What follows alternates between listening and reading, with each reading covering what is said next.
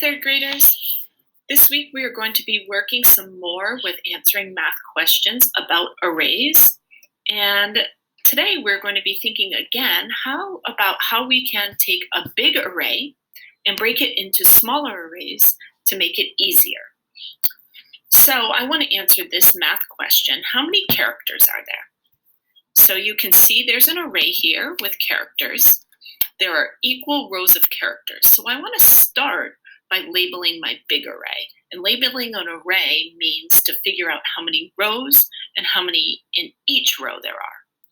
So if I count the rows, there's 1, 2, 3, 4 rows. I'm just going to use dots to do that. I think I'll label my big array right here. There's 4 rows with 1, 2, 3, 4, 5, 6, 7, 8, 9. I have 4 rows of 9. I can record that as 4 times 9.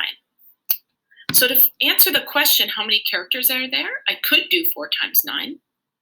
I could also count these characters by 1, but I want to make this easier. I'm going to erase my dots. I want to make this easier by breaking my array into 2 smaller arrays. So the first thing I see is I can break this array in half. And that means to make 2 arrays that are equal. They're exactly the same. So I took the 4 rows and I broke it in half into 2 rows and 2 rows. So now this small array at the top has 2 rows with 9 in each. And this bottom one is exactly the same. That's why it's half. They're both the same. So they are both 2 rows with 9 in each row, 2 9s. Now what I want to do is I want to find another way to break this array. So I'm going to copy it and move it over here. So now I already know I can break it in half by taking the 4 rows and breaking them into 2 and 2. I wonder if I can break it apart the other way, breaking the 9 in each row. I'm going to count across. Let's see, 1, 2, 3, 4, 5. I think I'm going to break the array right here. So now I still have 4 rows, but now there's 5 in each row in this small array. On this side, now on the other side, I still have 4 rows, but there's 4 in each.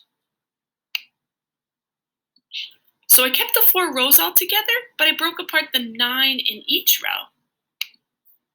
Now, let's see, is there another way I can break this array?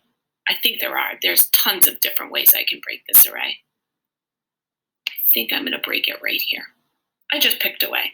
So now I still have 4 rows in this small array. Now I have 1, 2, 3, 4, 5, 6, 7. There's 7 in each.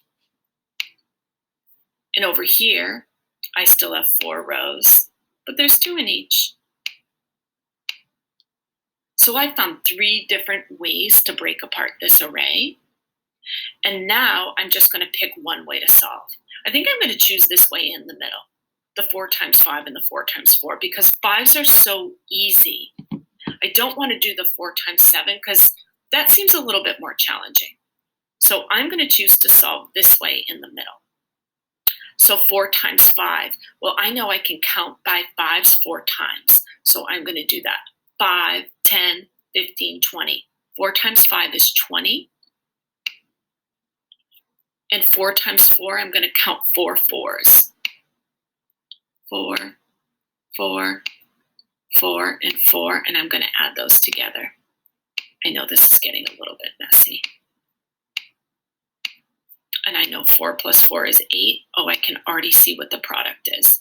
And 4 plus 4 is 8, so 4 times 4 is 16. So now I just need to add 20 plus 16. And I can use mental math to do that. I don't even need to use my algorithm. 20 plus 16 equals 36. So 4 times 9 is 36.